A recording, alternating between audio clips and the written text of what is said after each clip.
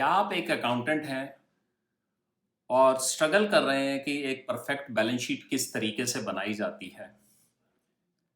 मैं दीपक नागपाल, एक chartered accountant और अकाउंटिंग करियर कोच, आज आपसे डिस्कस करने वाला हूं और आपको 6 स्टेप्स में बताने वाला हूं कि एक परफेक्ट बैलेंस शीट कैसे ड्राफ्ट की जाती है। तो चलिए स्टार्ट करते हैं। अब चलते हैं स्टेप नंबर 5 की तरफ। स्टेप नंबर 5 जो है, बैलेंस शीट के जितने भी शेड्यूल और अनेक्शर अब बच गए हैं वो सारे के सारे बनाने हैं। तो लाइबिलिटी साइड में सबसे पहले हमें कैपिटल का शेड्यूल बनाना है। कैपिटल का ओपनिंग बैलेंस कितना था ड्यूरिंग द ईयर, प्रॉफिट कितना हुआ, फिर ड्राइंग्स कितनी की हैं ओनर ने, तो नेट बैलेंस हमारा निकल के आएगा जो closing balance of the capital account होगा। उसके बाद हमें नेक्स्ट शेड्यूल बनाना होता है लोन्स का। लोन्स में भी दो तरीके के लोन होते हैं, एक लॉन्ग टर्म लोन है, एक शॉर्ट टर्म लोन है।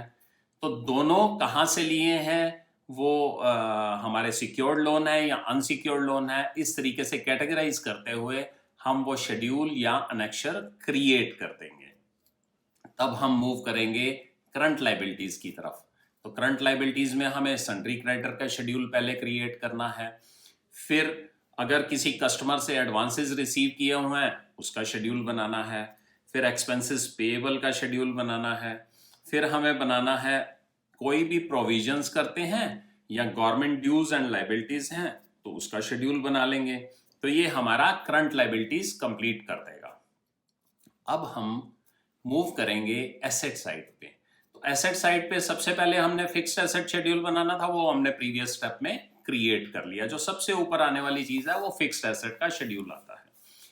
उसके बाद हमारा बनता है अदर नॉन करंट एसेट या लॉन्ग टर्म एसेट्स जो हैं अदर देन फिक्स्ड एसेट, वो शेड्यूल बनता है जिसमें हमारी मेजरली इन्वेस्टमेंट्स आती हैं।